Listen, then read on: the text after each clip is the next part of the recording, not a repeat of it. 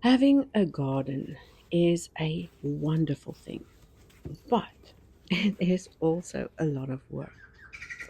Now, while I was assessing what I needed to do this morning, I was contemplating whether I should do the easy stuff first or the hard stuff first, or should I be selective about what needs to be done and what I could do later? But I knew it all had to be done eventually. So I waited for that ever familiar voice saying,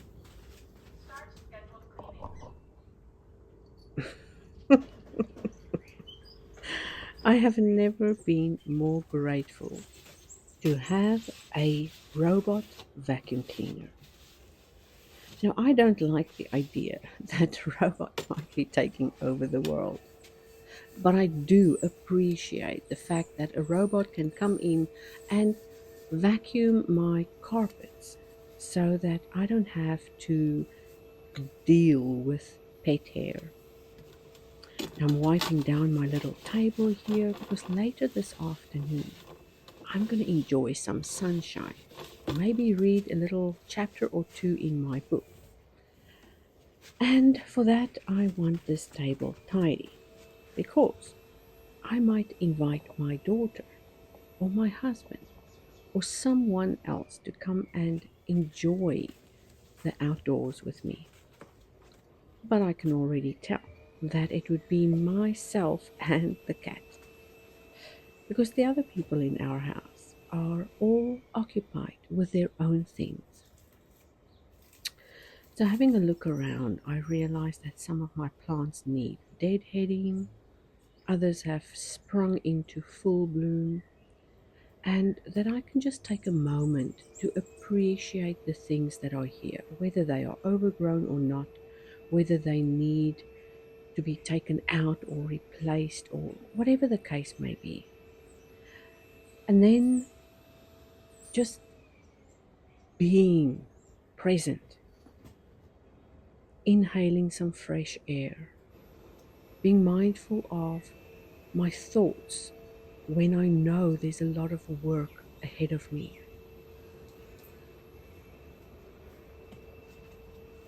and knowing that I've got help. I just need to ask for it. I don't have to do everything alone. I don't have to make all the decisions alone. And yes, there are things that could have been done a long time ago that I've postponed, but that's just the nature of being human is we get overwhelmed, we get stressed out, and we see all the things that are filling the plate. And instead of doing small things every single day, we leave it until later. All right, enough with the pep talk. This is what we did last year on the page where all the flowers are named. And I realized I have none of these flowers in my garden. So, look at that little scene there. I cannot believe that was a year ago. It feels so fresh in my mind. But I think that's the thing with creativity.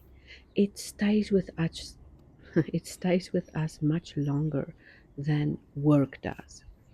And this year I'm going to take that 12-page sample and I'm going to draw and color in the plants that are currently growing in my garden, like these snapdragons and the variegated plants, the greenery, the new jasmines, and all the beautiful things that are growing. So take a stroll in your garden. Go and see what it is you can draw. And if you are struggling to draw something, take photos. You can always come back later and draw from that. But whatever I draw today, I'll create a printable for you. Now, snapdragons are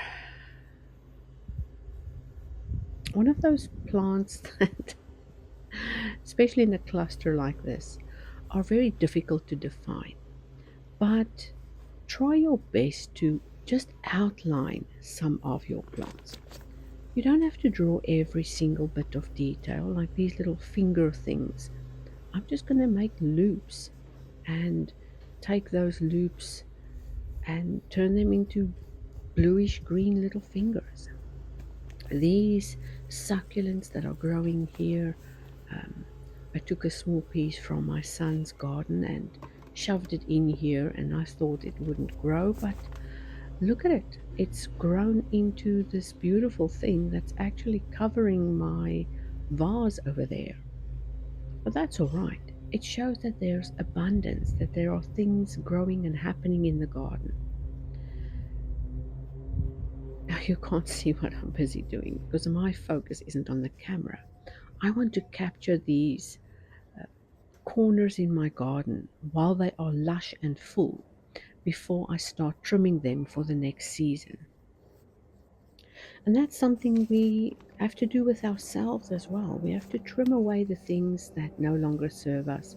We have to get rid of the weeds. We have to tend to the garden of our mind and make sure that our thoughts are in line with where we want to be and with what we are going to do next. These cornflowers are like puffy, crispy daisies, and it's just a bunch of tiny petals revolving around that beautiful golden center. So I'm going to draw two or three here and then move along to the next flower, just like a little bee, pollinating everything as I go along to the next one. So here, I don't only want to capture the plant, I want to focus a little bit on this pattern that's on the vase. It's just a small little detail. Here you can see it clearer. That will help to bring in some kind of pattern effect, much like the things we've been practicing and playing with in the previous months, just to continue the journey and implement the things we've learned. Now, those are lessons that are part of past things we've done. And if you haven't visited those or looked at those in a while, go back in and look at what you created while following along in the lesson. It doesn't have to be exact. What needs to happen is that you attempt at least one or two or three of those uh, things you learn every month. Now, again, it doesn't have to be perfect, it doesn't have to be an exact replica. We are not drawing botanical drawings here. We are sketching in our coloring books. This snowball has surprised me with the most amazing fragrance, and the color is beautiful. It's like a creamy yellow lime green. But once these flowers start blooming, they have that deep warmth, almost like a warm cream color with a divine fragrance that I wish I could bottle and use as an essential oil. But it's not available as an essential oil just yet. And I'm wondering why. We'll have to look into that. So, drawing these, start off with a round blob that just cascades the outside roughly edges. And then I add tiny little flowers in the centers and fill up that pom pom. See what they look like? Little clusters of flowers all put together.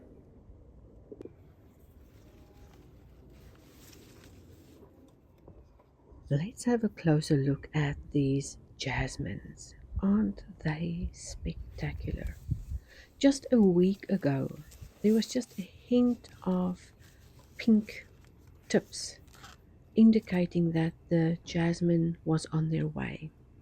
And when I came into the garden on Tuesday morning, these flowers were bursting.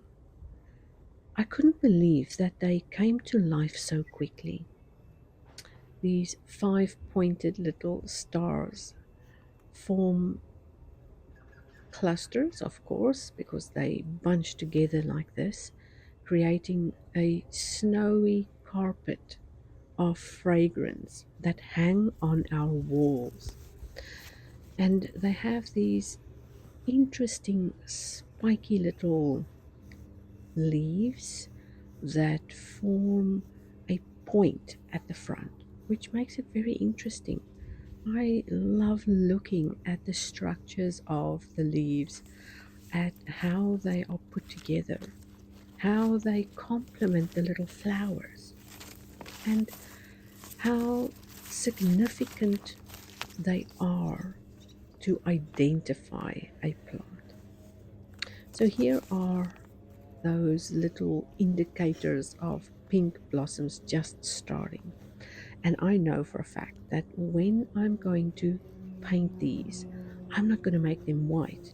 I'm going to make them pink because I can. And you are more than welcome to turn your jasmine into your favorite color. I don't know what you are seeing there, but I noticed those little pink parts and I want to bring that in. So the rest of the garden is looking beautiful, it's lush, it's full, and now it's time for me to get to work. And I'll see you in the studio later today. Okay, where were we?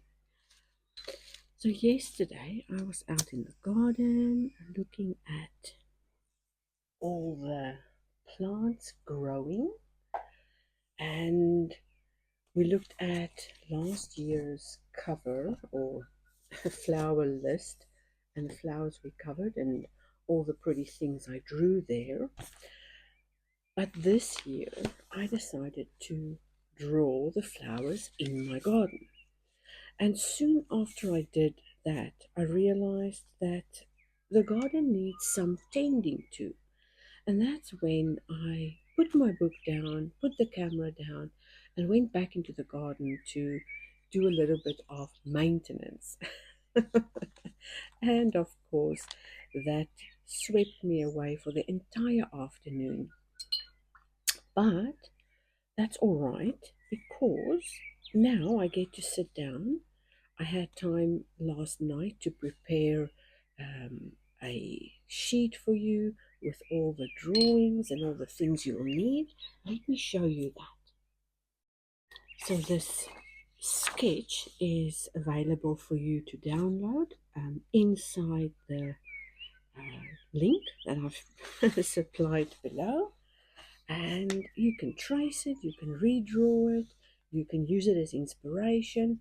Whatever you do, take a moment to bring some of your own garden flowers into the mix or draw inspiration from what I've drawn here.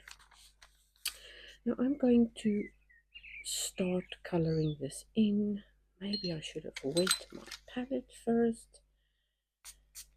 And I think today, let's start with the actual coloring pencils. So these are the Derwent Inktense water soluble color pencils, and I'm gonna give these little jasmines some yellow centers. I have no idea why. I just feel like making them yellow. I could have made them pink. I could have made them any color I wanted. And then I'm going to come in with a light sprinkling of pink in there. And you'll see when we dissolve it, the color comes to life. So just a light touch of color right in there. Now, in yesterday's garden expedition, I lost a couple of nails and I tore into my skin because, of course, I was going on like a wild woman trying to get rid of all the things I don't want and pull out some weeds. Oh, I think those were supposed to be leaves, but that's all right. Let's turn them into little blossoms. So, water next. I'll start with the pinks. See, very, very pale. And those pencil lines will dissolve as we go. And afterwards, I'll draw the outlines with a brush pen or with a fine liner. We'll see. Next, let's go for this fern green. Oh, you know what? Their leaves were kind of dark, if I remember correctly. So we'll do darker leaves for them. And you'll see that the color grabs on the wet areas. So let's add some water before they set in place.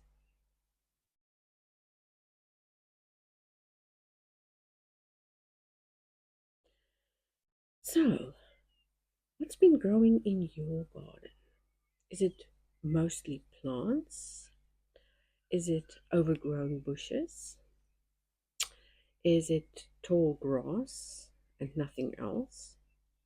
Or are there some weeds? You know what I'm talking about. The weeds that just keep us from making that area pretty. It's something we all hate doing, pulling those weeds and getting all the stuff out of the way that we don't want. And deep down, we know that that is something we have to do, but sometimes it's just too much all at once. So, how about this? What if we do it small little bits at a time? And I'm not just talking about the weeds in the garden, I'm talking about weeds in general. Those emotional weeds, those thought weeds, the things that keep us from progressing forward, the limiting beliefs, and all the things we tell ourselves that really aren't as bad until we've given it some time to permeate. But the biggest thing there is if we let it, well, it must be 6 a.m. because my cat's food bowl is dispensing some food. All right. So what I was saying, now I can't remember. The bottom line is if you let that grow into an overcrowded thing, it's more difficult to get rid of the weeds. But if you do it in small increments, let's say you spend half an hour today sifting and sorting through the things that no longer serve you. I don't know if you're going to write them down or if you're consciously going to think about them or if it's something you physically have to do, if you're going to just buckle up and do it just for 30 minutes. And if 30 minutes is too much, how about for 15 minutes? And if 15 minutes still feels like a mountain, then why not just start? Start by doing that first thing, that first step, that initial thing, and then see how you move into maybe a rhythm of what it is you want to do. And that also brings me to a recent message I got from a man named Barry. Now, Barry was very upset that his wife wanted my coloring book. And I actually wrote a blog article about it, um, explaining to Barry that his wife might feel overwhelmed. And even though she doesn't have a lot of physical things to do during the day, she might still feel stressed. And that if she could pinch off 15 minutes in her busy day to commit to a coloring practice, that there would be so many benefits to her as a human, to them as a family, and that he would eventually end up having a wife that is much more at ease, much more relaxed, and much more in tune with everyone else's needs once she's taken care of her own. So I'll also leave a link for that blog article so you can go and read it, see what I said there, and maybe leave me a comment to say whether you agree with what I said or if you have other ideas about why coloring is important. Okay, this is starting to look really nice, but now I only have those few colors and I need a cooler green. So I'm gonna go into my palette. There we go, look at that. And I'm not worried about picking out petals right now. All I'm doing is adding the color. So once that first layer is dry, you can always come back in and decorate that some more. Let's make this one a little limier, especially on those outer petals.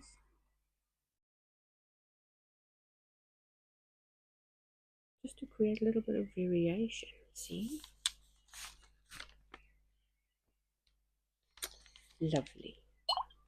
And that one we can do a little bluer or darker. Let's go darker. There we go. Because it's in the background in shadow. There. So these are those snapdragons. Let's make them nice and pink. And they had that little yellow mouth on the inside. Ooh, yes. So, more pink. Oh, there was a little bit of yellow still on that brush. That's okay. Look how interesting that is. And as you can see, I am not staying within the lines. I am not trying to be perfect. I've released that part of myself a long time ago. I don't want to be perfect. What I want is to be happy. And if that means painting something willy-nilly and all messy, then so be it. So these are those paper flowers. What are they called? Cornflowers? I'm not sure. So they also have little pale pink petals on the outside. Some have a paler yellow inside. Others have a bright yellow on the inside. But let's make that yellow kind of milky dirty. I've got a little bit of white gouache there. Oh, that's lovely. Look at that. A little bit of pink in, and we use a little bit of that yellow ochre. And look at that. I love it. So, let's give these Snapdragon, some leafy colors. They're small little petals. Well, leafy things. Oh, candle is done. It was quick. But then again, it was also just a small little leftover. Now, these were those really blue fingers of that succulent. So let's make them.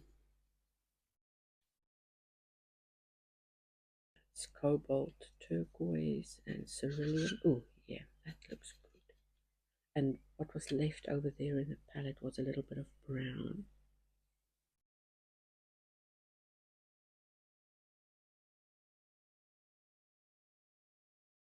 Look at that.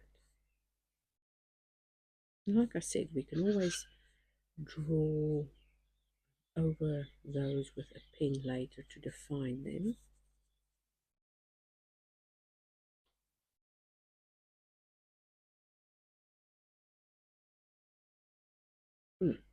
Lovely. That vase was like a greyish blue. I don't think so. I want to make it warmer. Let's make it a yellowish, dirty green. Yeah, pretend like it had lots and lots of moss growing on it. Like a cement color, only prettier. And again, I can bring in that pattern again and draw that with some shadows, a little bit of texture later on. Just getting some color in here. Now I want that one slightly different to those. So let's see. How about we make that green? Because we've got a little bit of green there and we can balance it out. Look at that.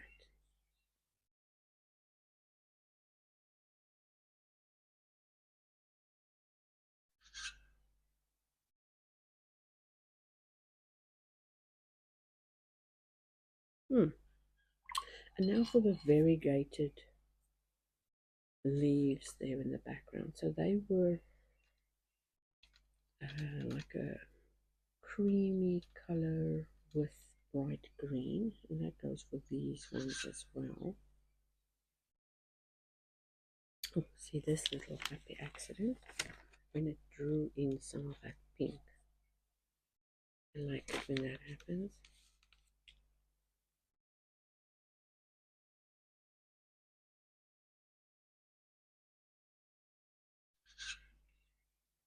Okay, so let's go for a bluish green with those.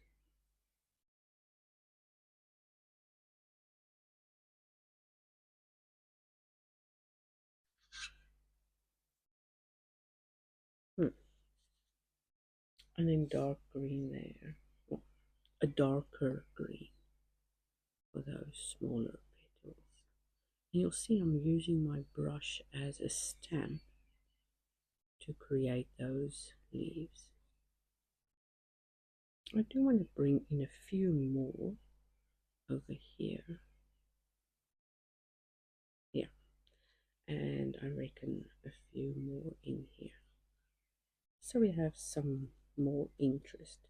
Who knows what these little plants could be? They could be random greenery. Okay, I'm happy with that. Maybe.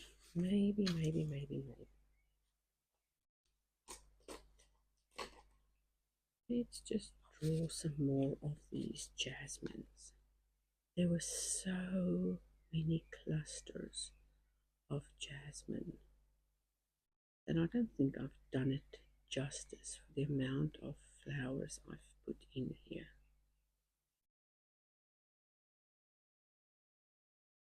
And that's the beauty of my coloring process, is you can add more to what's already there. You can depict a little scene like this one, where you have a visual of something that you might be dreaming of, something that you want to maybe try out or make or do. And why not draw that during your coloring sessions? For example, if I have to do all the washing this afternoon, but I also know that I need a little bit of encouragement or a little bit of help, I could always go and draw a washing basket in the middle of my garden patch, and with that, encourage myself to do the washing as soon as I've done my coloring in practice. It's a beautiful motivator if you are struggling to get stuff done. Because if you've taken care of yourself for a little bit, then it's easier to get the other stuff done. You feel more encouraged to do so, and it feels like you've given back to yourself, even if it's a small thing. A small thing like coloring in is a very small thing, and it shouldn't take more than 15 minutes. But it doesn't really matter if you want to take 30 minutes or an hour today for yourself to bring your own mind into a space where you do feel that, okay, I think I've done enough for myself now so that I can go ahead now and do something more for others. Right, some of these are dry, and I'm going to come back in with more saturated colors just to accentuate some of those little flowers there, making them a little more interesting.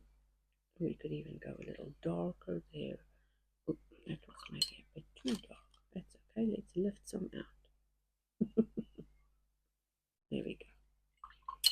And for these, let's go in with that cobalt turquoise, a little touch of green. Not everywhere, here and there. We are trying to accentuate some of those elements without overpowering the whole thing.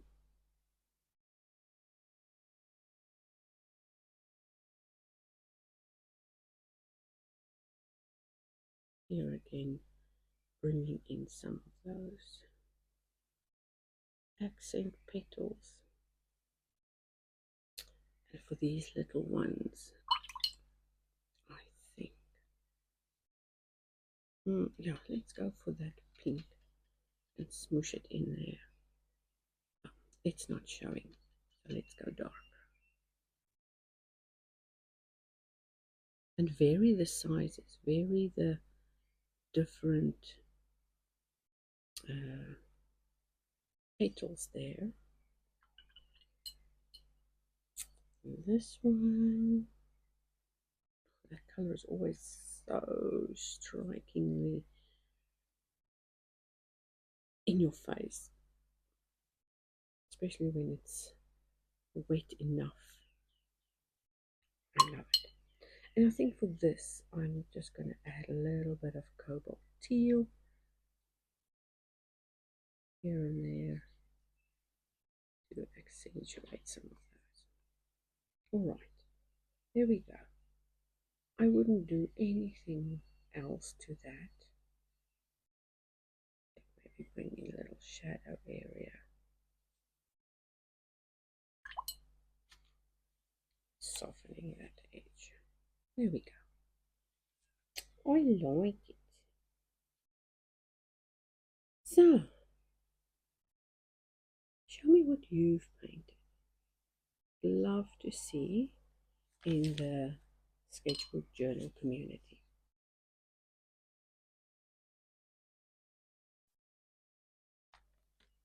again. Look at that.